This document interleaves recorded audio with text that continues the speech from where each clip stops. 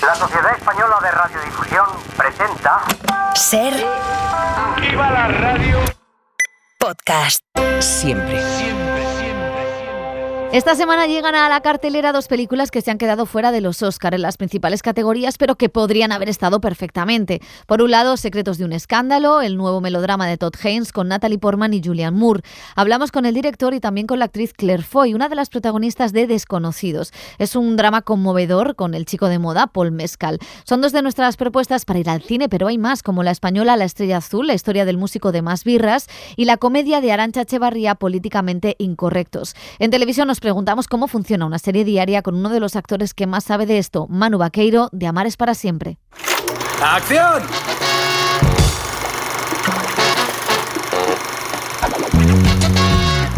El cine en la SER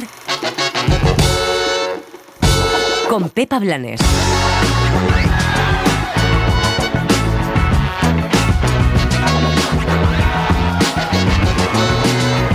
No nos hemos recuperado de los Goya ni de la Berlinale y el Festival de Málaga ya está a las puertas y con él un aluvión de películas de estrenos que nadie es capaz de asumir. Metidos en la rueda desde principios de año hasta ahora, es cierto que ha habido muchísimas películas que han llegado a los cines, quizá un número excesivo para cómo está yendo la asistencia a las salas y cómo está el periodismo cultural para dar voz y cabida a todas esas películas. El anuncio de la sección oficial de Málaga, de toda la selección, ha sorprendido por la gran cantidad de películas que habrá allí, no tanto en competición, donde el número es similar al de otros años, sino en una sección que se sacaron de la manga hace unos años y donde han ido incluyendo un número muy elevado de películas en pases especiales. La verdad es que nos alegramos por todas ellas, porque ir a Málaga siempre es una buena noticia, pero ante tanta avalancha de películas, en una semana donde la prensa va a estar entre los Oscar y el festival y donde las relaciones de cultura cada vez están más diezmadas, nos preguntamos si es factible que todo el cine de los próximos meses vaya a un solo certamen y si no deberían los festivales continuar la reflexión que la Berlinale empezó hace un año sobre cómo hacer más sostenible y abarcable un certamen. Los festivales no pueden abarcar todo, tienen que saber en qué industria se mueven, para quiénes se hacen y por qué. Sin esto no tiene sentido nada.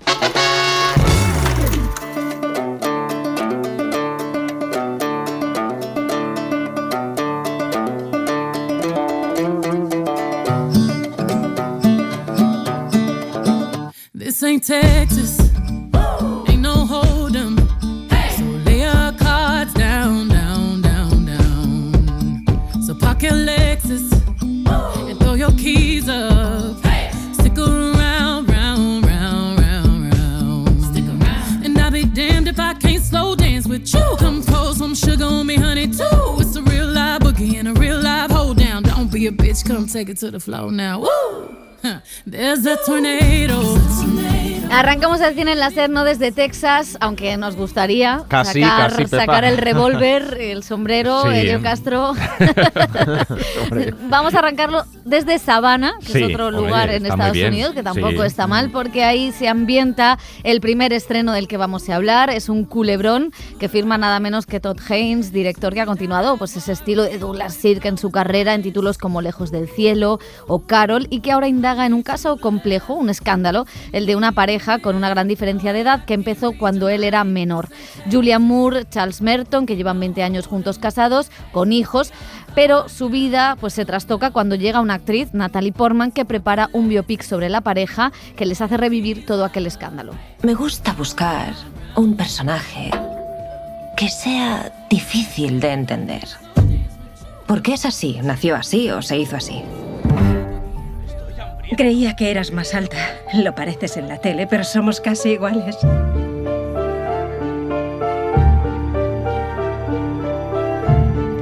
La actriz Julianne Moore, que ha trabajado en varias ocasiones con el director, que es amiga personal de Todd Haynes, defendía precisamente la complejidad de su personaje. You know, an age gap is one thing, but a relationship between an adult and a child is something else entirely. Una cosa es que haya diferencia de edad y otra diferente es la relación entre un adulto y un niño. Su transgresión es tan enorme que, en cierto modo, entierra su propia identidad, su propia feminidad, su manera performativa de mostrar todo, donde hasta vemos a este joven, a este niño, como una figura masculina y, por lo tanto, más dominante que ella.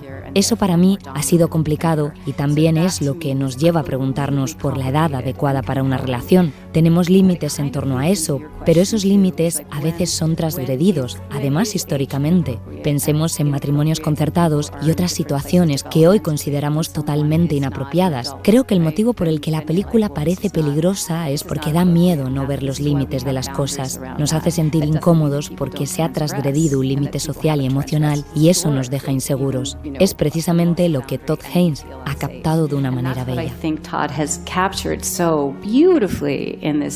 Julianne Moore, chica Almodóvar, que nos encanta. Bueno, próximamente. Sí, están yo hasta ahí, que no ahí. vea esa película terminada. Han estado aquí, han estado en España, han hecho pruebas de vestuario, ha paseado por Madrid.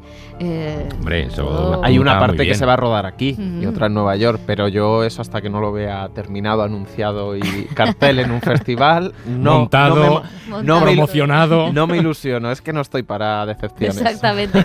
Y la otra actriz, productora además, es Natalie Portman, que como decimos, pues ha pagado la película. It's incredible to get to be part of a film like this that has two such complex. Es increíble ser parte de una película como esta, que tiene dos personajes tan complejos y realmente humanos, que están llenos de todo tipo de matices interesantes. Supongo que los conflictos que todos tenemos están llenos de esos matices. Ha sido maravilloso ver la visión que Todd tiene de las mujeres, que son simplemente humanas y que nos permiten ser tan desordenadas y complejas como lo son estos personajes. Complete as every character, and to have him encourage that all the time. Y Todd Haynes, la película se presentó en el Festival de Cannes el mismo día que la de Scorsese, con lo cual quedó ahí un poco eclipsada. Bromeaba, que el título original es May December, que es como se le llama a estas relaciones. El título en español, como decimos, es Secretos de un escándalo. Todavía cuando estábamos en Cannes no tenía título ni en español ni traducido al francés. Él bromeaba en la rueda de prensa con que podría llamarse A la Macron. Además venía en Cannes, precisamente. En Cannes, él venía de haber estado en París porque le habían hecho un homenaje en el Pompidou y demás, o sea que estaba muy imbuido en la cultura francesa. Y además hubo como un silencio y luego muchas risas. Bueno, con él hablamos en San Sebastián de género, de parejas, de normas. It was something I responded to in the script because we all bring our judgments already. Es algo que está desde el guión. Todos tenemos prejuicios ante este tipo de historias. Lo que descubres es que aunque evites juzgar a los personajes, lo estás haciendo porque todos tenemos nuestros debates internos, nuestras expectativas. Yo mismo pensaba que confiaba en el personaje de Natalie Portman, pero luego ves que es alguien que quiere conseguir sus deseos al precio que sea. Eso ocurre también con el personaje de Julianne Moore. Es muy estimulante esas contradicciones. Además, el guión tenía mucho humor.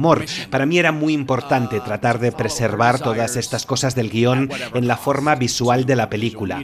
Creo que la película es quizás incluso más divertida y tiene más humor de lo que pensé originalmente cuando leí el texto. Gracias por hacer esto. Me conviene que cuentes bien la historia. Son encantadores.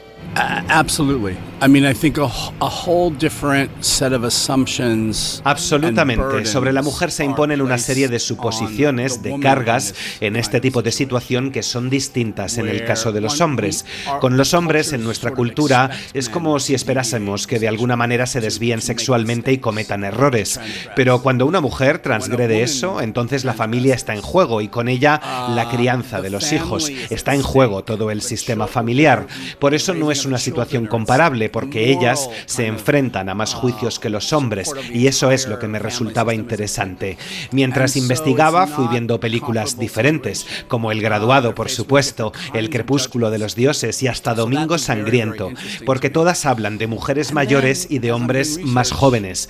Creo que hemos interiorizado que lo normal sea una pareja con un hombre mayor y una mujer joven, porque esas historias han tenido un gran impacto en el cine y son parte ya de nuestro lenguaje y de nuestro imaginario. Olvidamos la diferencia de edad porque la damos por sentada. Hay un prejuicio contra las mujeres mayores, que son infelices y cometen errores. Seguramente sí, pero hay una forma más tolerante de acercarse a ellas. These women have made mistakes, for sure.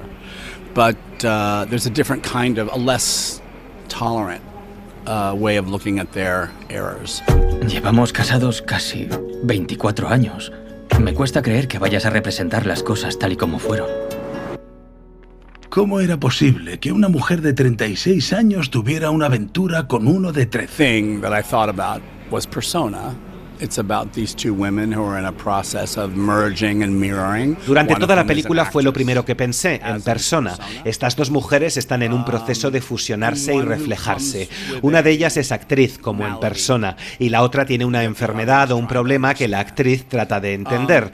Esa escena en la que Natalie Portman, cerca del final, entrega la carta y la leen, me llevó a esa escena donde Lee Fullman entrega la carta. Pensé que teníamos que filmar así, con un plano medio y un fondo neutro. Ahí aparecieron también los espejos a lo largo de la película en muchas escenas y se convirtió en una forma no solo de justificar la dirección directa a la lente, sino también de observar a las mujeres mirándose entre sí y a sí mismas en el proceso de esta triangulación en la que tú, el espectador, eres el espejo.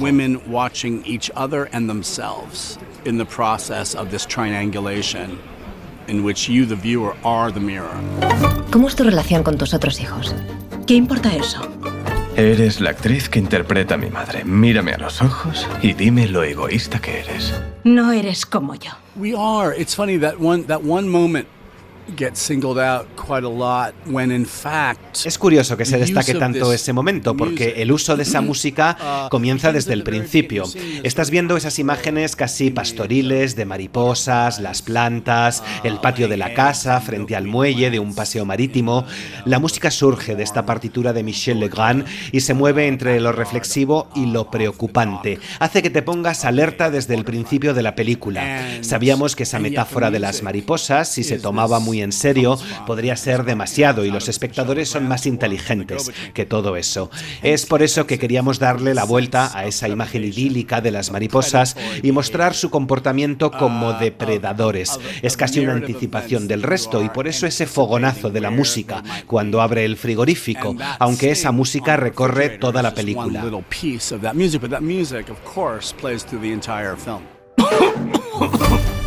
¿Por qué interpretas a alguien que crees que es mala persona? Me interesa mucho más cruzar la línea moral. Las personas inseguras son muy peligrosas. Ya me he hecho una idea de cómo se sentía estando a solas contigo. No debería haberlo dicho. Tranquila. That's what cinema is about. That's what art is about.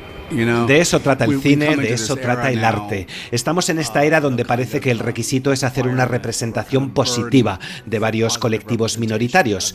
Todos entendemos que la representación hegemónica se ha limitado a contar a los hombres blancos heterosexuales. Por eso creo que es importante abrir nuevos parámetros, pero también es importante que todos aparezcan completamente humanos, complicados, que esos personajes también cometan errores. No siempre, por pertenecer a pequeños colectivos marginados, tienen que ser héroes, también pueden protagonizar historias problemáticas. Ahí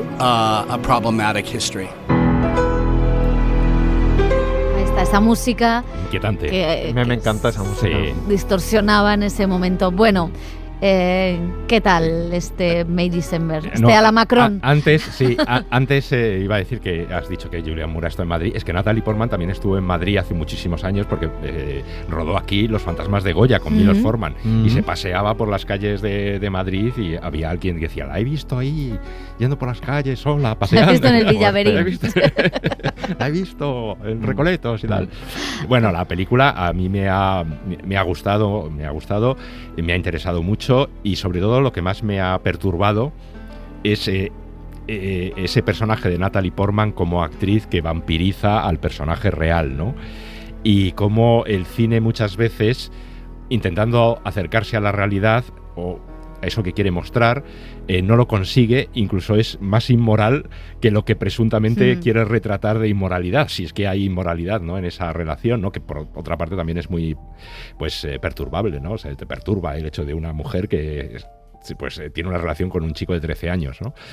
Y todo en la película yo creo que gira en eso, ¿no? Que cómo juzgamos a esa mujer, cómo juzgamos a ese chico, cómo juzgamos a la actriz, de lo que están haciendo. Todo ese rompecabezas que hace Todd Haynes me parece muy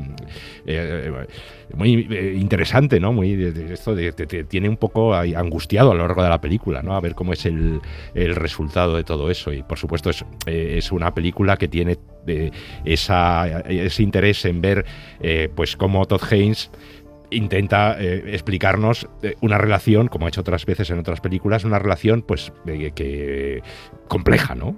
Compleja. A mí es quizá de las que me gustan mucho el cine de Todd Haynes, desde Safe hasta Carol, pasando por los documentales musicales. O sea, me interesa muchísimo, creo que tiene una mirada queer y muy política, y creo que el retrato de las mujeres y en su forma de reactualizar el melodrama siempre con un tono político me interesa mucho.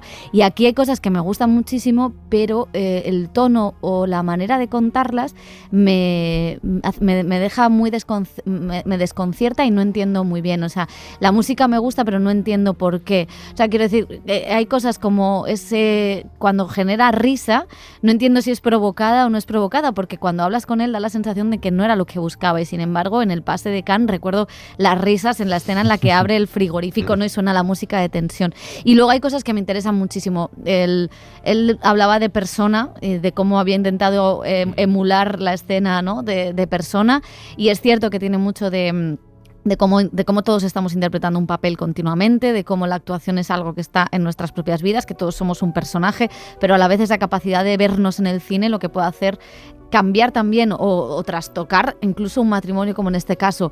Y luego la noción del consentimiento, que es muy interesante, porque es una mujer que siempre en una relación está por debajo y sin embargo por edad está por encima. ¿Dónde está el consentimiento ahí? ¿Quién es la persona? ¿Quién es el eslabón débil, ¿no? Lo decía Julianne Moore en la rueda de prensa de Cannes, y es cierto, ¿no? Tiendes a pensar que el menor es el que está desprotegido, pero generalmente una mujer que además en esa época no feminista, no tal, es la que no está protegida, con lo cual ¿dónde está el consentimiento?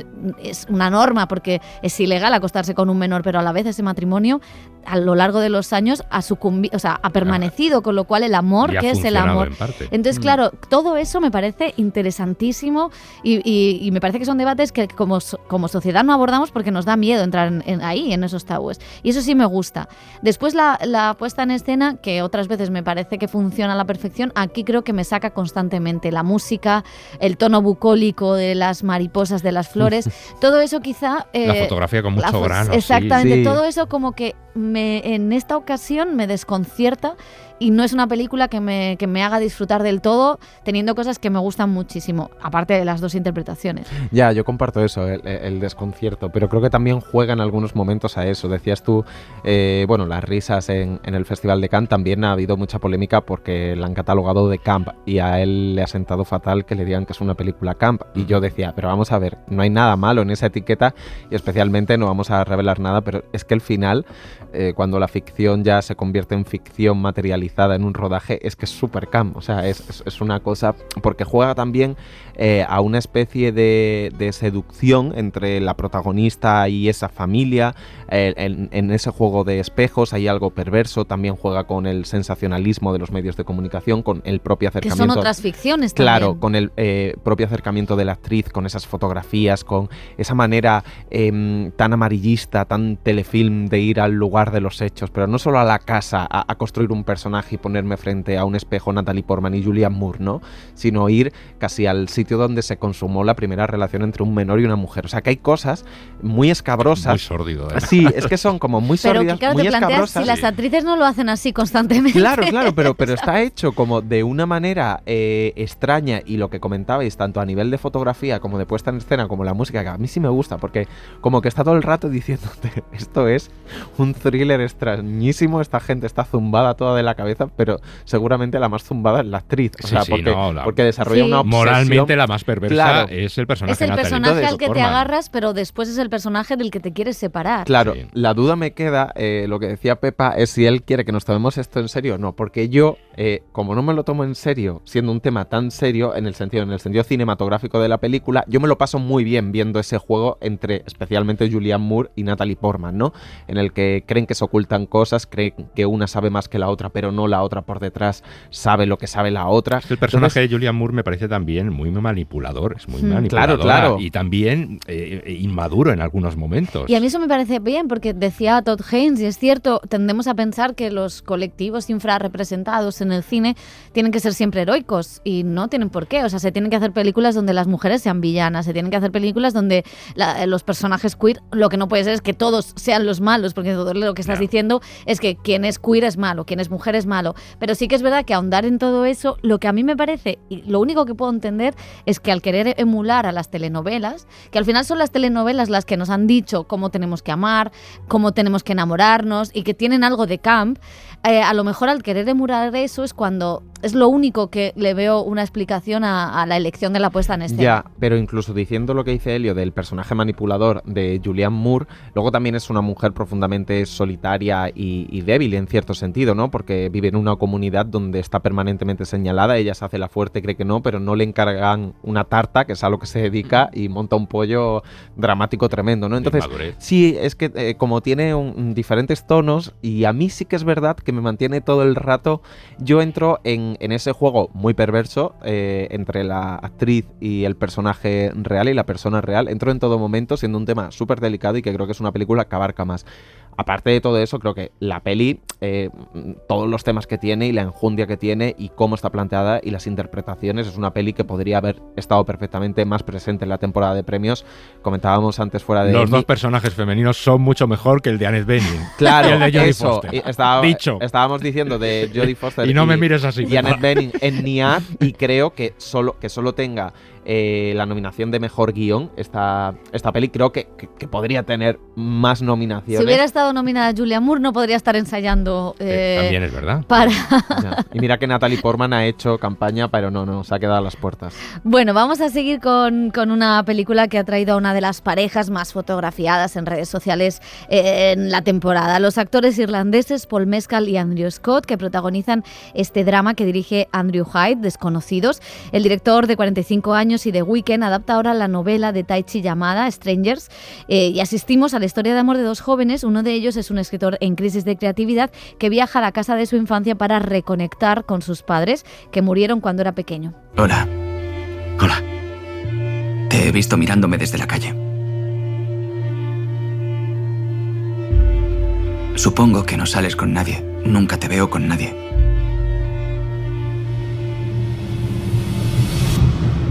¿Son tus padres? Sí. Murieron antes de que cumpliese 12 años. Estoy intentando escribir sobre ellos.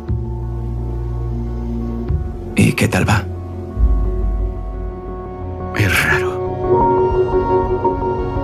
Los padres del personaje de Andrew Scott, con los que se reencuentran en una especie de viajes en el tiempo, son, y esta es una lección fantástica, Jamie Bell, que tuvo un padre similar en Billy Elliot, y Claire Foy, con la actriz, que la que conocimos en The Crown, ha hablado nuestro compañero Juan Galarza.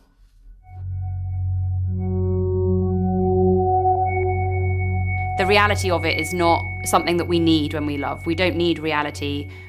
La realidad no es algo que necesitemos cuando amamos. No necesitamos la realidad. Necesitamos sentimiento, emoción y conexión. Andrew Scott lo dijo muy bien el otro día. Dijo que cuando te despiertas de un sueño que es realmente espeluznante, no buscas lógica en el sueño. Tienes la sensación del sueño o la pesadilla y la llevas contigo. Y creo que eso es lo que se explora en esta película. El dolor que se explora y el hecho de que cuando alguien muere no significa que tu relación o ese amor mueran. El amor aún continúa y el amor sigue ahí y ese amor estará ahí para siempre. Y sí, explorar eso sin intentar entenderlo, porque no necesitamos hacerlo. Porque si lo hiciéramos, lo sabríamos todo. Y no quiero renunciar a la magia por querer saberlo todo.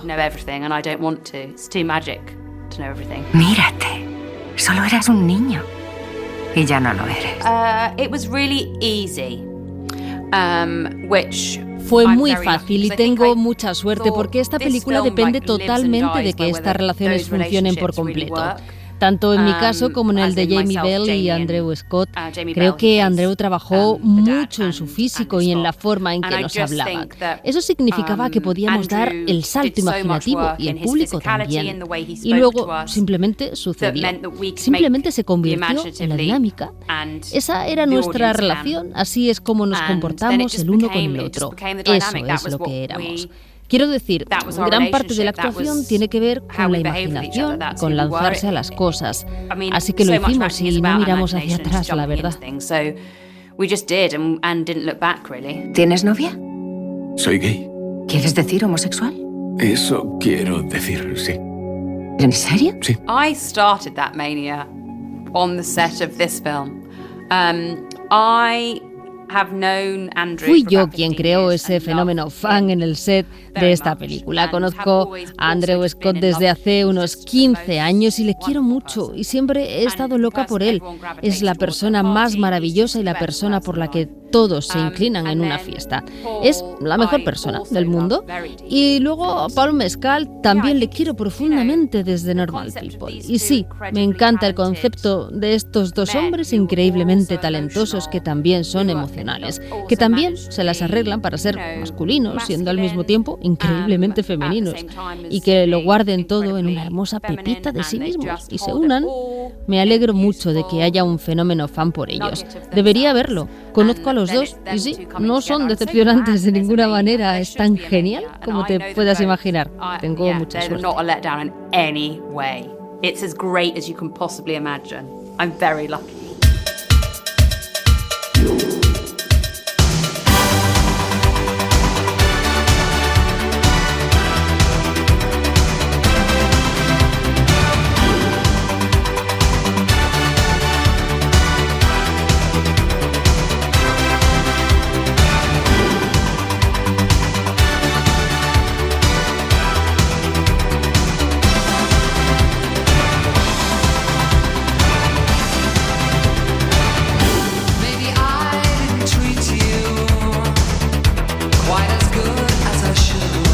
Bueno, pues yo recuerdo el pase, yo la vi en Seminci, en Valladolid, y recuerdo el pase salir todos en un mar de lágrimas. Sí, es que es una película muy dolorosa, o sea, que te duele, o sea, a poco que tengas sensibilidad, pues claro, pues, lo puedes ver como un témpano, hay gente que no. Como un témpano de hielo. Pero sí, es una visión muy dolorosa de la soledad y de querer reencontrarse con unos padres que murieron cuando se tenía 12 años y explicarles la vida que tiene este chico, este joven, ¿no? Su homosexualidad, sus relaciones, ese reencuentro con sus padres.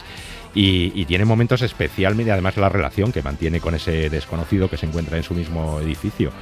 Entonces, yo creo que es eso, una película que duele verla en algunos momentos, pero los dos están estupendos en su interpretación. Sí, me parece que no es redonda, que quizá la relación que ellos tienen, sí, o cómo es el desenlace de la relación, me parece un poco...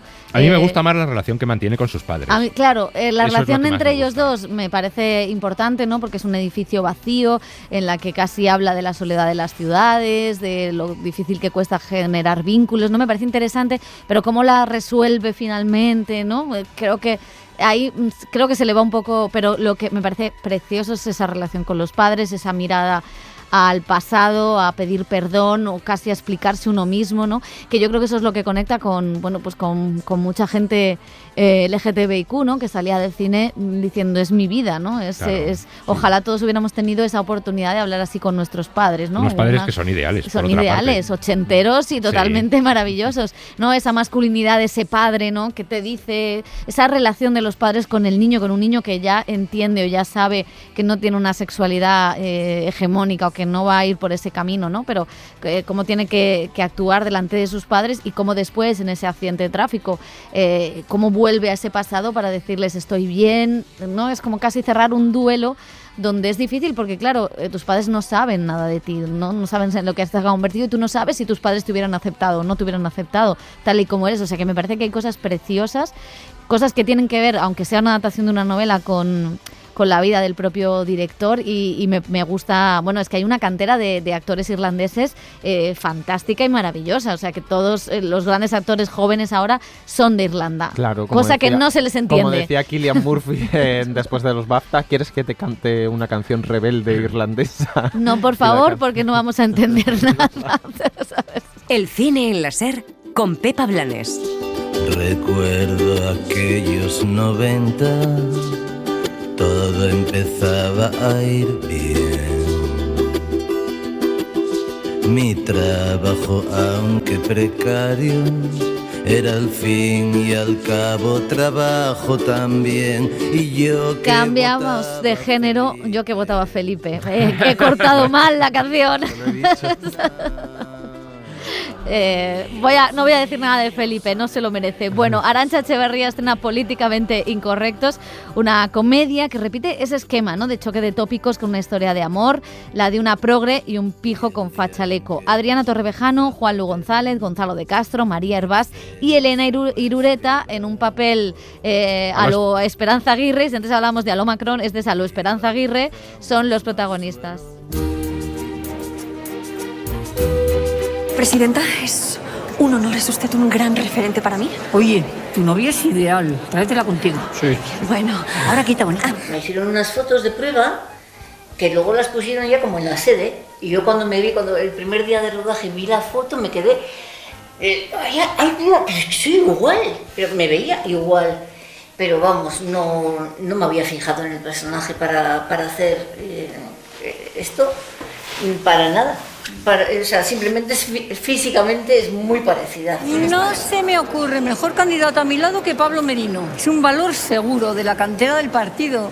Un joven empresario liberal. Liberal, claro. De la España que madruga. En fin, en una palabra, de la España que madruga. Pero la política ha ocupado un lugar en la tele de un tiempo a esta parte que antes ocupaba el entretenimiento. Y seguramente eso tenga el problema de que se pueda convertir en entretenimiento en sí. Parece que está usted jugando un poquito con el electorado. Venga, hombre, el electorado ya es mayorcito, ¿eh? El electorado vota sí, vota no, según los datos. No son tan importantes esos datos, ¿eh? Que aquí nadie ha obligado a nadie a nada. Los políticos muchas veces se enzarzan en historias y si no las crean nuevas, sin tener en cuenta muchas veces los problemas que hay en la calle, sino los que montan ellos mismos y se nutren de eso mismo para tener debate sobre chorradas muchas veces. Mira, repite conmigo. Libertad. ¿Libertad? Libertad. ¿Libertad? Libertad. Libertad. Libertad. Libertad. Libertad. Pues así hasta que no sepas ni lo que significa. Creo que mi personaje tiene un punto de soledad, de ya completamente haberte vendido a tu trabajo. Creo que no tiene un sitio donde ir después. O sea, seguramente sea de estos que después de acabar su trabajo se va con el periodista de no sé dónde a tomar una copa al José Alfredo y a seguir con la murga, con la tal, con es que estos dicen, es que tal, es que el cabrón este y el otro que este es de comisiones y no sé qué, y el otro, el de la UGT, vino a por menuda. Se acuesta y a la mañana siguiente otra vez. Sí, porque si se quiere, a veces la revolución es la única salida. Un poquito de pragmatismo, por favor. ¿Eso es pragmatismo? Pero un poquito de pragmatismo te lo pido, Estas son excusas para no hacer nada. Ya estamos, dando lecciones, no como siempre.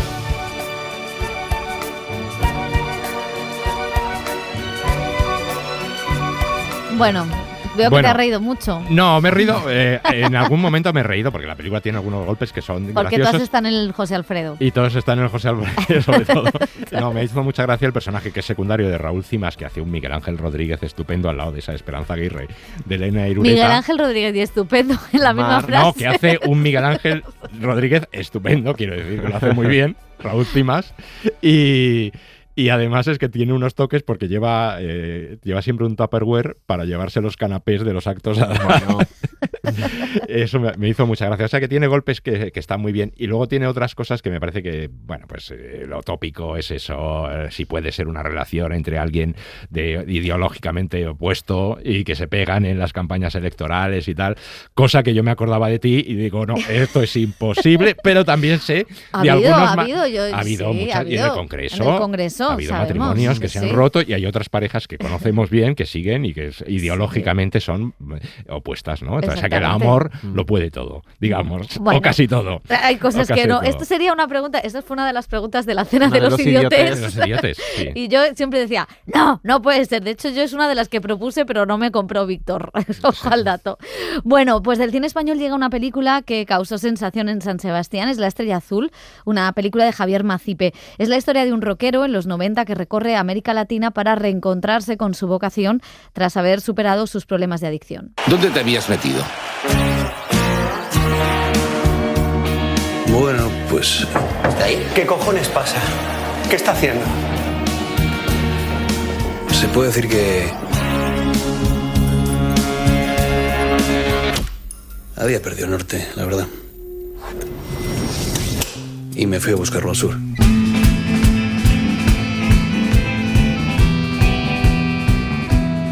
Es que bueno, cuando una persona como la madre de Mauricio, que ha vivido una historia tan trágica, te hace un encargo así, directamente ya no te toca a ti elegir, ya solo puedes decir que sí. Cuando me lo dijo fue un regalo maravilloso, solo que yo no estaba preparado. Yo tenía 18 años la primera vez que ella me da la idea, y además que esa idea a ella se la había dado Saura. El mayor reto por muchos motivos, porque se trata de un personaje que existió, con la delicadeza que hay que tener en ese punto y el respeto, porque conozco a su madre, conocí después, claro, a su madre, a sus amigos, a su familia, porque tenía que tocar, cantar, sin ser músico ni cantante, y bueno, por llevar todo el peso de la historia en cuanto a personajes. ¿Sí? Igual que Mauricio, nos enamoramos de esa manera de vivir y de esa música, porque precisamente creo que ahora, más que entonces todavía, ahí hay algo que necesitamos mucho, ¿no? Vivimos un mundo aquí de muchísimo ruido, mucho estímulo, mucha prisa, y vivir muy focalizados en el futuro, ¿no? En la siguiente cita que tenemos. Y cuando llegamos ahí nos encontramos con grandes personalidades con los que convivimos, grandes personalidades del mundo de la música, que tenían el tiempo para pararse a estar con nosotros tardes enteras tocando la guitarra, y nuestra pregunta era, ¿pero de dónde sacan el tiempo, no? Y ahí te das cuenta de que el tiempo depende de a qué lo quieres dedicar. Si prefieres vivir en presente o vivir un poco para los demás, para la cita y para la agenda. Siendo muy niña mi madre escuché, hijo, acuérdate siempre de esta mujer, y cuando seas hombre procura querer a quien. Cuando apareció esa idea es cuando encontré el sentido de hacer esta película, porque los biopics siempre tienen algo que, si simplemente relatas los hechos biográficos de la vida de una persona, lo primero, corres el riesgo de que solo interese a las personas que conocían a ese artista, ¿no? Y aparte luego siempre tiene algo de ridículo, porque ves a alguien disfrazado de otra persona haciendo como que canta muchas veces y tal, y dices, ¿por qué estamos haciendo esto si ya hay documentos o se podría hacer un documental? Pero en este caso era bonito hablar de cómo, haciendo una película sobre Mauricio, de alguna manera completamos su sueño. Como la miel, como la miel. Y los dos siempre juntos al amanecer, a trabajar duro y fuerte para poder comer, luego a dormir y mañana otra vez habrá que alimentar. Bueno, José, ¿qué te ha parecido La Estrella Azul? Es una cosa muy bonita de ver. Es maravillosa, es muy guay la película, también porque tiene esta juega, ¿no? Con que es una historia prácticamente desconocida para el gran público. En Zaragoza sí es algo más conocida, pero esta época de cambio de finales de los 80, de los 90, de los grupos de rock, de Más Birras, de Héroes del Silencio, Bunbury, y sobre todo, pues bueno, la canción que tanto ha cantado Bunbury, de Apuesta por el Rock and Roll, que realmente es una canción de Más Birras y de Mauricio Aznar, que es el autor de esta canción, y de cómo todo en esa época, ¿no? Y el contexto, al final él decide un poco dejarlo todo, cogerse la mochila e irse a Latinoamérica, y se va a una región de Argentina a aprender música de una familia, una especie de dinastía muy empobrecida, pero que viven todos juntos, que todos tienen dotes musicales, a tocar la guitarra, a aprender otros ritmos, a cómo se vive la música en la calle en esa época en Latinoamérica. Y es muy bonito porque es un viaje de autodescubrimiento artístico personal, y creo que sintoniza también con cualquier persona en lo que es la vocación, ¿no? Y la búsqueda de una identidad a través de algo, esa búsqueda de raíces. Y claro, saber que esa historia luego es muy amarga, vuelve a Zaragoza, no voy a desvelar más, aunque es una historia real, pero está muy bien empaquetada la película, es muy bonita, juega también con todo el sonido en directo, tocan las canciones en directo, actores no profesionales, naturales, especialmente todos los de Latinoamérica, y luego que también tiene esa idea de falso documental, no es un biopic, no es un musical indudablemente, y lo incluye dentro de la película como mostrando todo el rato el artefacto cinematográfico, bueno, todo el rato no, pero al principio y al final, dejando claro que es una ficción de una realidad y todos esos elementos, y creo que es una película preciosa, amarga, trágica, pero muy bien hecha, muy bien pensada, y que es una joyita de este año del cine español. Pues nos alegramos mucho. Bueno, un estreno más es Negu Urbila, que es un drama del colectivo Negu que cuenta la huida de una joven lejos del País Vasco. Estamos en 2011 y el conflicto parece llegar a su fin. Esa joven es la actriz Joni Azpuru. Bakizu zerbait? Echar un barco doso. Y un apunte más para los más jóvenes, el cierre de la trilogía de A través de, la adaptación de las novelas de Ariana Godoy, que dirige al cine Marçal Forés y que sigue la historia de amor de dos jóvenes en distintas etapas. Ellos son Clara Galle y Julio Peña. ¿Sigues queriéndolo? Para mi familia quiero lo mejor. No tienes ni idea que es una familia. La verdad espero que lo aprendas rápido. Ya te hiciste daño con Ares una vez. Depende de ti que lo hagas una segunda. Sí, yo no digo que sea fácil, pero tienes que decidirte.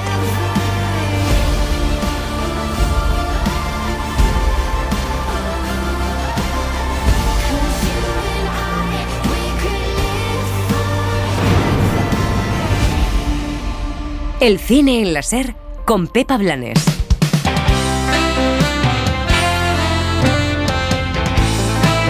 Las series. Y no puedo parar de mirar el reloj. Y en televisión decimos adiós a la serie más longeva de la tele. Sí, Pepa, 19 años. Madre mía. Los que tenemos nosotros, en realidad. No sé dónde estabas tú. Yo no sé dónde estaba. En el instituto, ¿dónde estaba? No somos tan jóvenes ya. Bueno, nos ha acompañado, se escucha una risa, así que le vamos a presentar ya. Muy bien. Manu Vaqueiro, ¿qué tal? ¿Cómo estás? Muy buenas, ¿cómo estáis? Un placer estar aquí con vosotros. El placer es nuestro, porque estaba toda la radio emocionada con que venías. ¿Sí? Sí, porque era de, hemos dado tu nombre en la centralita. Claro. O sea, claro, es que tu rostro ha entrado en las casas de toda España. Madre mía, vamos a ser como las familias esas de ahora. Las parejas modernas que solo se ven a la noche. Mira, Marcelino Gómez, te advierto una cosa. Ese dedo, Manuela, que siempre que lo levanta me asustas. Que no nos pase como esas parejas. Tú y yo tenemos que buscar el tiempo de donde sea para pasarlo juntos. Todos los días nos tenemos que cuidar en eso, ¿eh? ¿Me lo prometes? Te lo prometo. La verdad es que sí, como bien apunta, son muchos años, ¿no? Y yo recuerdo una cosa que decía siempre, que dice mi compañera Iciar Miranda, que nosotros entramos en las casas desde un lugar diferente, desde un lugar más humilde, más costumbrista, diario, y quien te ve con un café después de comer es como que formas un poco parte de su familia, ¿no? Desde un lugar como que te ven como uno más. No es como ver un prime time, ver una serie una vez a la semana, sino que están como departiendo, como cada día, como quien departe con el nieto que viene a verles o con el tito. Y eso es lo que crea un vínculo un poco especial, yo creo, que con la gente que nos ve, ¿no? Y es un vínculo muy cercano y muy bonito, ¿no? Son gente que también sacrifica la siesta. O sea, que eso ya... Eso es importante. Bueno, ese vínculo es potente. Es potente. También muchas veces me dicen, me duermo contigo, me da gusto. Pero eso sabes que no es por ti, es la hora. Es la hora. Es la hora. Eso nos ha pasado a todos en los festivales. No pasa nada. Bueno, Amar es para siempre se despide de la televisión. Su final está a punto de emitirse Antena 3. ¿Cómo estás tú? Lo primero. Pues estoy bien. Estoy, como hablábamos antes fuera del micro, pues, hombre, cuando llevas tanto tiempo en un trabajo pasas un luto cuando acaba, ¿no? Es cierto que ya lo sabíamos hace tiempo y que cuando llegó el parón del rodaje estábamos todos muy concienciados y con la sensación de un trabajo bien hecho, de un trabajo al que hemos dedicado mucha energía, muchas horas, mucho amor y que ha llegado a su fin. Y me preguntan mucho, joder, pero ¿y por qué? Y es verdad que estamos muy viendo audiencias, o sea que... Pues no lo sé, pues lo han decidido así y me parece bien porque sí que me gusta que incluso en una serie tan longeva como esta acabemos bien, no acabemos porque ya nadie nos ve o porque ya el desgaste es tal que no le interesas a nadie. Entonces, bueno, a gusto, hay días que me levanto a las 8, como os comentaba, y me siento extraño de levantarme tan tarde a las 8 de la mañana y bien, con nuevos proyectos, con nuevas energías y con la sensación de que hemos hecho algo que es muy bonito, que a mucha gente le hace mucha compañía.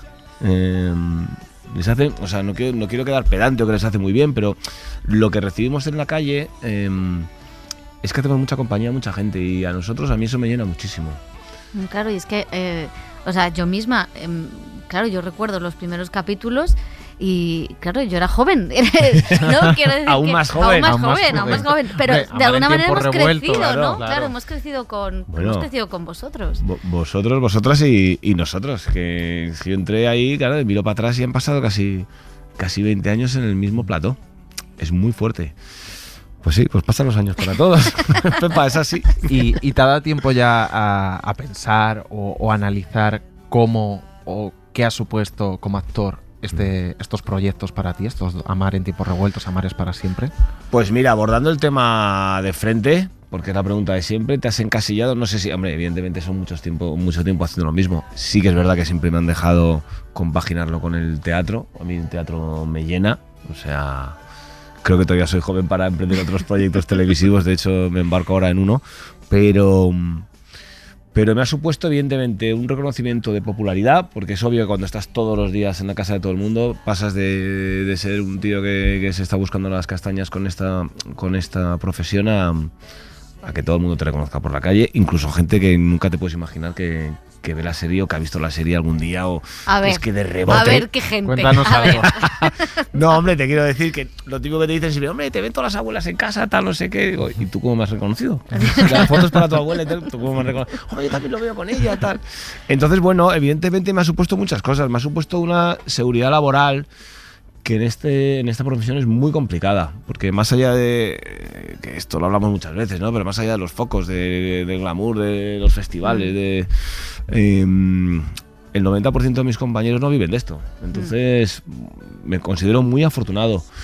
Me considero que me han dejado crear un personaje que he hecho lo que he querido con él, que me han dejado una libertad absoluta para crearlo, para parirlo, para desarrollarlo. Y que me han dejado seguir haciendo teatro, y si me he tenido que ir a otra cadena, yo que sé, a participar en Masterchef, Antena me ha dejado. O sea, siempre me han puesto todas las facilidades para que un trabajo tan intenso como una diaria fuese compatible con otros proyectos, con lo cual eso me ha permitido bastante respirar del personaje de Marcelino y seguir disfrutándolo, ¿no?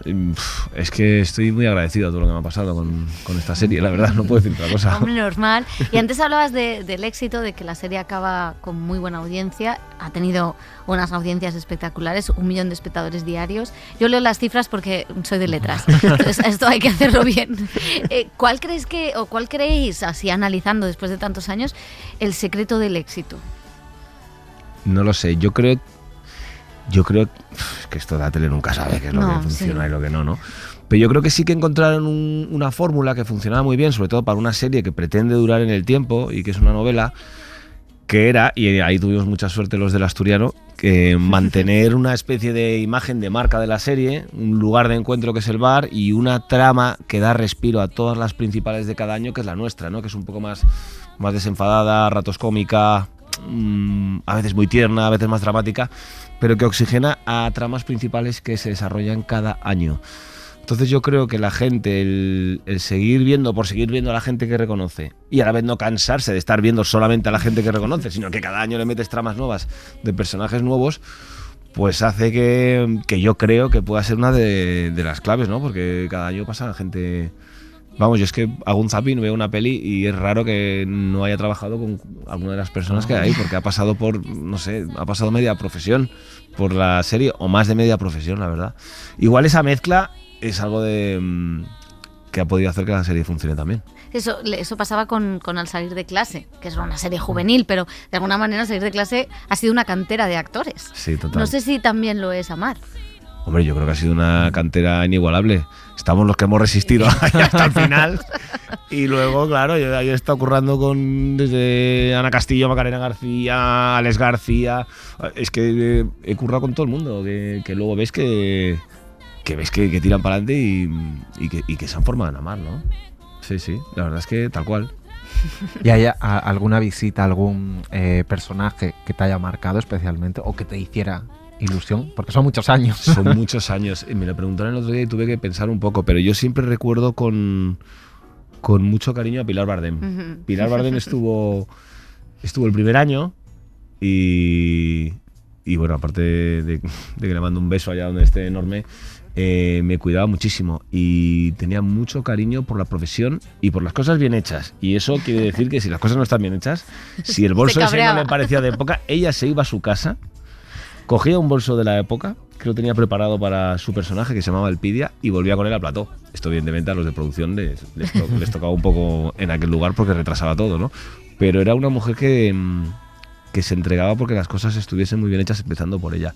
Y yo entablé muchísimas conversaciones con ella en camerinos, entre secuencias y secuencias, y yo te diría que es de los personajes que más me marcó. Aparte que tengo una anécdota que no olvidaré, que era ese primer año que tocaba U2 en el Vicente Calderón, y yo no llegaba estábamos terminando las secuencias y yo no llegaba, y me dijeron, bueno, pues tienes que ir con el coche, con Pilar, con el coche de producción, evidentemente no van a dejar antes a ella, porque habla con ella, digo, Pilar, que no llego a ver a U2. ¿A qué vas a ver a U2?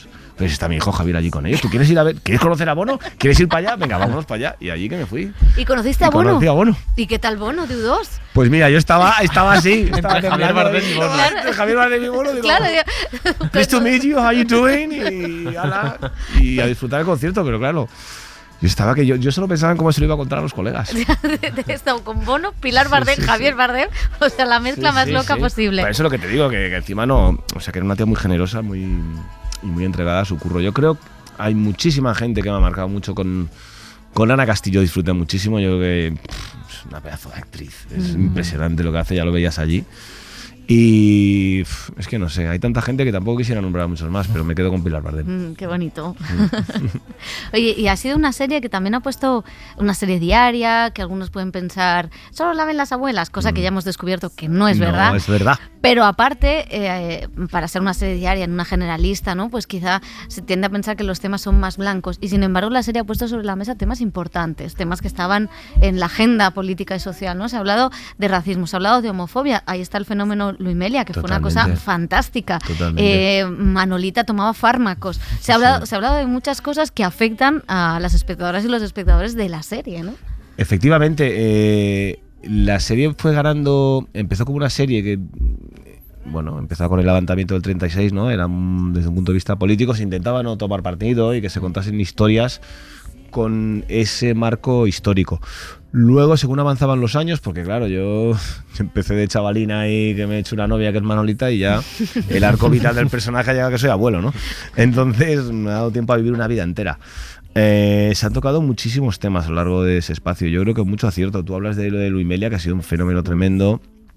Y es verdad que incluso se iban oscureciendo las tramas, ¿no? Nosotros pasábamos efectivamente de ser el cachondo del bar del Atleti, que no sé qué tal y cual, a tener que aceptar que tu hija es lesbiana en esa época, que era tremendo, ¿no? Tremendo para lo que era la época, te quiero decir, ¿no? Que cómo lo afectaba eso al personaje, cómo lo aceptan, cómo no. Creo que ha sido una serie muy valiente, que los guionistas han tratado temas muy bien tratados y que a la gente también, permitidme decir, le ha ayudado mucho, porque teníamos muchísimas cartas de chicos, de chicas gays, lesbianas, que decían, joder, qué gusto ver esto y ver esto retratado en una serie que está a lo mejor en los 70, los 80 en esa época, contando todo esto que ayuda. Entonces creo que es una serie que bajo ese formato de novela tratamos temas muy, muy actuales y de una manera muy valiente. También hay algo bonito, ¿no? De casi didáctico, que desde el entretenimiento se cuentan la historia, muchas épocas de la historia de España. Totalmente. Y más para un público como decía Pepa, que puede ser abuelas y nietas, que es un público intergeneracional que da pie a un diálogo. Sí. ¿Cómo has acompañado tú también, no solo al personaje, sino a la historia de España en ese sentido? Pues mira, es que hemos ido evolucionando, como te digo, desde el 36 hasta los 80. Imagínate, pues te vas documentando bueno, yo ya tengo unos años, o sea que las últimas décadas ya me costaba menos meterme ahí, ¿no? Pero pues con mucha documentarnos mucho y luego fiaros muchísimo de lo que estaba. Yo no soy muy de cuestionar guiones y demás y tal y cual. Me parece que cada uno tiene que hacer su trabajo. Sí que los adaptamos un poco a cada personaje más en una diaria, es más, lo esperan de ti, pero yo creo que ha sido una adaptación muy natural, o sea, muy empapándote en la época en cada momento y fluyendo y confiando mucho en lo que está escrito, ¿no? Que hay un equipo ahí de guionistas brutal, son muchísimos, creo que les mando un abrazo enorme porque yo sé que han vivido muy estresados todos estos años y yo creo que nos hemos ido documentando bien y sobre todo como te digo, fluyendo y confiando en los que están por encima nuestro. ¿Y están los tiempos más revueltos ahora que antes? Tú ahora que eres un experto en la historia de España. Joder, los tiempos ahora están fatal. Yo, la verdad, veo unas tensiones políticas que a mí me desesperan y me deprimen mucho. Sí. Y has hablado del equipo de guionistas, que creo que son 15, 20, 17, sí. ¿no? O han ido... Sí, y van rulando. Claro. Yo cuando la cabeza ya no les aguanta mal, los mandan a otro lado, luego vuelven con nuevas energías y así. Y de esa exigencia que implica una serie diaria. Y es verdad que muchas veces, incluso aquí en el programa, no hemos tratado series diarias. Cuesta seguirlas por nuestro trabajo. Mea culpa. No, y con todo lo que tenemos que ver, que ya es complicado, y más en la era del streaming, donde cada uno lo consume a la carta. Ahora también se puede hacer, pero sí que es interesante que nos cuentes cómo es el ritmo de trabajo diario en una serie diaria, porque hace poco el libro que salió de Aquí no hay quien viva, ¿no? Que contaba todo lo que había detrás, que no era lo que parecía que luego salía en televisión. ¿Cómo es ese ritmo de una serie diaria, los márgenes con los que trabajas? Mira, trabajas normalmente con un margen, te mandan un bloque de guiones, 4 o 5 guiones, y que tú te vas leyendo rápidamente, muy rápidamente, pero con mucha atención. O sea, yo me leo el guión por encima y ya me voy a mis secuencias, porque si no, no da tiempo. Pero tienes un margen de una semana para prepararte lo que te dan el plan de rodaje la semana siguiente y tú te vas organizando. Es verdad que cuando ya pillas bastante callo, pues yo me analizo mucho más el arco dramático, lo que quiero contar en cada secuencia. Luego, la verdad es que las memorizo ya muy rápido. No te diría que de un día para otro, pero sí te lo voy a decir de un día para otro, porque la verdad es que ya pero dime que luego no te acuerdas de la contraseña del banco, porque no puedes tener esa memoria. No, es que luego ya no me acuerdo de la contraseña del banco, el Instagram, no sé qué, me pierdo con 1000 cosas. Bien, eres humano. Y si hay que repetir una secuencia, dicen, oye, ha habido un fallo de records, hay que repetir la secuencia tal de la semana pasada, me la miro y digo, hostia, no me acuerdo, la había borrado. O sea, es un ritmo muy alto, es un ritmo que la gente siempre cuando ha entrado en la serie al principio se asustaba mucho, los compañeros. Yo les decía, confíate, en un mes estáis hechos, sí, como la temporada dura como 9 meses, digo, tenéis tiempo para haceros a ello. Y es un engranaje que tiene que funcionar muy bien, porque hay mucho departamento, mucha gente, es una serie muy coral y todo tiene que ir como un tiro. Es decir, aquí quieren gente que funcione, pero también quieren gente que resuelva, que sepan que pueden afrontar 35 páginas de guión al día y que lo van a sacar y que lo van a sacar con la calidad deseada. No todo el mundo vale para una diaria, es así, ni falta que hace, pero es un trabajo muy muy potente en todos los departamentos. ¿Y ayuda al teatro? Porque tú decías, me gusta mucho el teatro y he podido mantenerlo, y al final una serie diaria requiere casi esa adrenalina de que cada día es distinto. Pepa, tal cual, o sea, nosotros teníamos la sensación, vas a 2 tomas, a veces a 3 tomas, y además, en asturiano nos encanta, se nos ocurren ideas, las soltamos sobre la marcha, nos encanta improvisar hasta donde nos dejan. Entonces es esa sensación de que tienes que estar ahí en el momento presente y sacarla rápido. Entonces tiene un punto teatral, tiene un punto del hecho en ese momento y de sacarlo adelante en poco tiempo, y a mí eso me pone mucho. O sea, me lo he pasado muy bien con esta serie. No sé si haría una diaria ahora mismo, lo dejaría reposar un poco. Hay que descansar también. Hay que descansar y buscar otros caminos. Pero sí que es verdad que tiene un punto teatral muy potente, porque tienes que resolver en poco tiempo, y si quieres que esté viva, tiene que estar viva ya. Tenemos 40 minutos para esta secuencia. Así que sí, tiene ciertas semejanzas. ¿Y la rutina ayuda en una serie diaria? Porque los actores hablan mucho, ¿no?, de la incertidumbre, del vértigo, de las temporadas en las que no usan el teléfono, pero trabajar en una diaria, y supongo que es de lunes a viernes cuando grabáis, con un horario relativamente para poder ir estable. A los conciertos. Si llega el coche vas al concierto, si quieres correr a las 6 de la tarde a lo mejor tienes tiempo.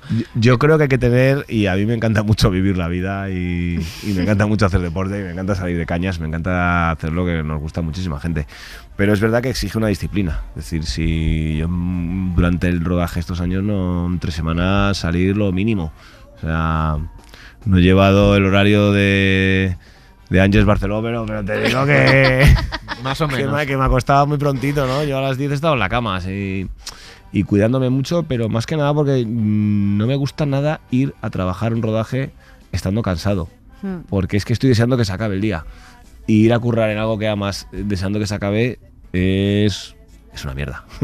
Entonces sí que exige disciplina, exige trabajo, Y además eso lo ves rápido, el que no la tiene canta por bulería rápidamente. Entonces, canta. Al segundo día están diciendo, este va a sufrir un accidente, este personaje.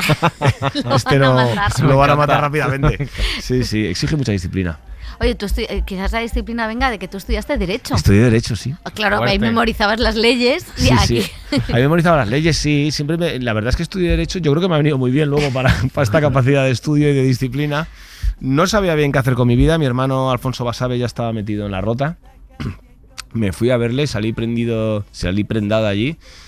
Y los veía y yo decía, vale, sí, mi hermano está estupendo. Yo soy mejor que ese, yo soy mejor que esa. Yo quedé en unas muestras. Y lo mandé al carajo todo y me puse a estudiar arte dramático, me puse a trabajar de producción en mil programas. Siempre todos los de producción de la serie me dicen que soy el menos actor de todos los actores porque siempre estoy puntual, siempre cumplo todos, no pongo problemas y digo, es que he estado ahí, he sido uno de vosotros, entonces entiendo bastante todo esto. Sí, fue un cambio, yo no sé, la gente, me encanta la gente que tiene claro desde pequeño, no sé si será vuestro caso, ¿no? Lo que quiere ser o no. Yo no lo tenía claro y en casa era, bueno, haz algo por lo menos haz algo que te valga para todo y que no te valga para nada. Y ahí estaba el Derecho, que te vale para todo y no te vale para nada. Pero... Bueno, los contratos los tienes que leer bien ahora por lo menos. Sí, los leo, pero lo empiezo a leer y me da flashbacks de aquella época y es como, uff, que lo mire bien el repre. Que yo paso completamente. Ya está todo gay y lo firmo. Sí, sí, sí. Y haciendo este balance final de la serie, ¿cómo te planteas ahora también? ¿Cómo ha sido este proceso? Ya sé que es diferente porque estás en el teatro, sí. Hay proyectos en el horizonte, pero ha habido un momento de vértigo, sí. De uy. Cuando te lo dicen, porque todos siempre pensamos, y el que no lo diga miente, yo creo, cuando llevas tanto tiempo en una serie es, bueno, otra temporada, sí, no, ya ni te lo planteas, lo das por hecho, no vas a...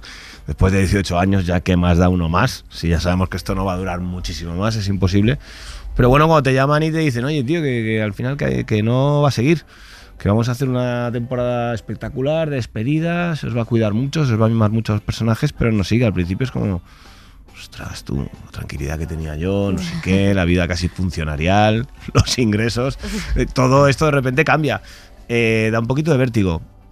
Sí que es cierto que yo creo que como nos lo dijeron con bastante tiempo, hasta que tuvimos 6 meses después de que lo notificaron, pues me lo tomé con mucha calma, con mucha reflexión, con mucho pensar todo y aprendiendo, como decía antes a Pepa, a vivir en un horario un poquito menos madrugón y no sentirme mal porque un lunes a lo mejor tenga toda la mañana libre y me vaya a pasear por la casa de campo tan a gusto y luego me vaya al gimnasio y luego, o sea, que a veces digo, había días al principio que decía, qué bien vive un actor. No, bueno, eso no lo diré, pero sí casi de sentirme culpable, decir, o sea, llevo todo el lunes disfrutando para mí, tío. Qué pasada, y hasta el viernes que no tengo función, bueno, tengo una entrevista aquí, no sé qué, una prueba ya, pero la verdad es que estoy muy a gusto. Pues eso es maravilloso. Sí, sí. Nos queda, porque se nos ha olvidado hablar de tu personaje, de Marcelino, porque, claro, tú decías lo que me dejaban meter, pero también en una serie diaria te piden que tú también incorpores cosas. Es un personaje con el que has vivido 19 años. ¿Qué tienes de él o qué le has puesto tuyo a ese personaje? Que es un personaje con sus contradicciones, pero muy tierno. Muy tierno, yo es que creo que soy muy tierno. O sea, que eso viene de fábrica. Yo creo que todos... habría tantos Marcelinos como actores ahí en este país, ¿no? Que se lo hubieran dado. Todos ponemos algo de nosotros en cada personaje que creamos.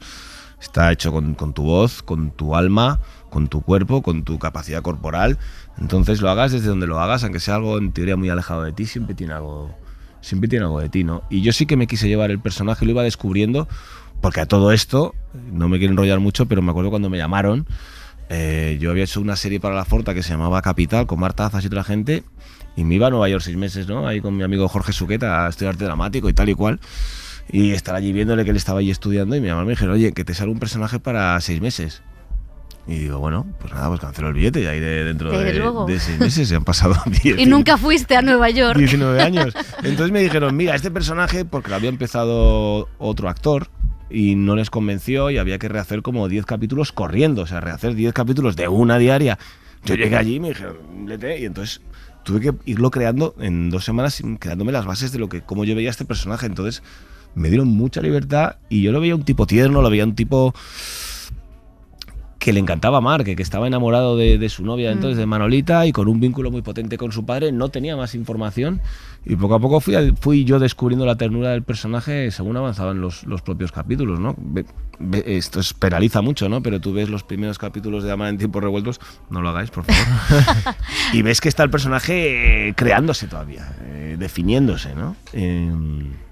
Y eso me llevó unos mesecitos, menos mal que fue gustando y ya llamó el productor un día y dijo, no, que os queremos otra temporada y otra, y ya que os queremos de imagen de la serie. Pero yo me lo imagino, yo es que lo quiero mucho a Marce, lo veo un tipo muy tierno. Yo soy más canallita que Marcelino, soy más pícaro, soy muchas más cosas que él, pero creo que tengo un punto quiero pensar que tengo un punto de donde he sacado las cosas de Marcelino. No soy del Atleti como él, pero José sí. Sí, deberías. Te tengo que decir que me ha pasado mucho de luego ir a... Porque yo me paso media serie diciendo, ya está el Madrid robando. Y esto eran todo improvisaciones mías, ¿no? Entonces luego iba al Bernabéu y me regañaba a todo el mundo. Empezaba, ¿tú qué haces aquí, colchonero? Y luego, cuando he ido alguna vez a ver al Madrid, al Wanda y tal, me dice, vamos, Marte, vamos, Atleti. Y yo marcaba al Madrid y me quedaba callado. Digo, no quiero decepcionar a toda esta gente, ¿no? O sea, que eso no lo has cambiado, no te has cambiado de equipo. No. Yo creo que deberías, ¿eh? Mira, Marcelino te lo pide. Vivo muy cerca del antiguo Vicente Calderón y mucho barrio del Atleti, y yo esto sé que además os molesta a los colchoneros, pero le tengo simpatía al Atleti, y esto, viniendo de un merengón, les fastidia más. Muchísimo. No quieren nuestra simpatía, pero hay una mínima parte colchonera dentro de mí gracias a Marcelino. Y hay una cosa que sí que quería decir del personaje, que para ser un personaje creado mucho antes del Me Too, en una época muy concreta, es un personaje con una masculinidad muy moderna, muy fluida, muy de estos tiempos. O sea, muy diferente. Sí, yo creo que es un personaje que ha ido aprendiendo mucho de una familia en la que hay una figura femenina muy potente que es Manolita, y las hijas de Marcelino, la hija que lesbiana, etcétera, etcétera, que le van esculpiendo esa nueva masculinidad y esa nueva aceptar que no son las normas ni que la sociedad va por lo que nos han educado a todos en aquella época, ¿no? Yo creo que Marcelino, para bien, gracias a Dios, aprende mucho de su mujer y de sus hijas. Y eso, efectivamente, yo creo que le lleva a un lugar un poco moderno, que yo creo que si no lo analizas desde este prisma, podría parecer mucha gente que lo veía en los 80 y piense, esto no es verdad, esto no era así, ¿no? Pero si analizas el vínculo tan potente familiar que hay en esta familia del asturiano, yo creo que se justifica perfectamente, ¿no? Porque esto lo debatíamos mucho con los guionistas y tal. Y yo creo que esa feminidad o esa aceptación de la diferencia o de lo que es diferente, de lo que no era lo que está establecido y educado, viene mucho de su mujer y de sus hijas. Lo cual me encanta. Pues sí. Hemos intentado que se convirtiera, pero lo seguiremos intentando. Seguiremos intentándolo en futuras entrevistas. Manu, un placer, muchísimas gracias. Muchas gracias a vosotros, ya sabéis que soy muy fan de vuestro programa. Y nosotros de ti, así que te seguimos. Bueno, adiós. Gracias, chao.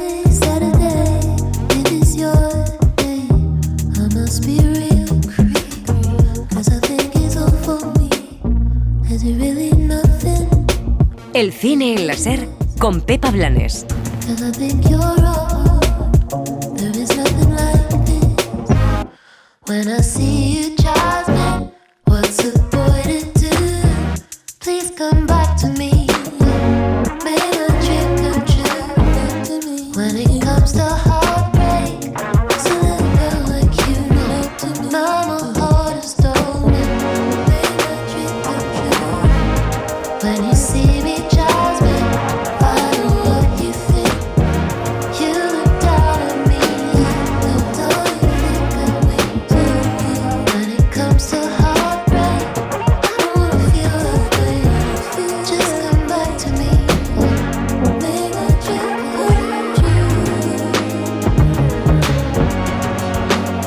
Suscríbete al Cine en la SER.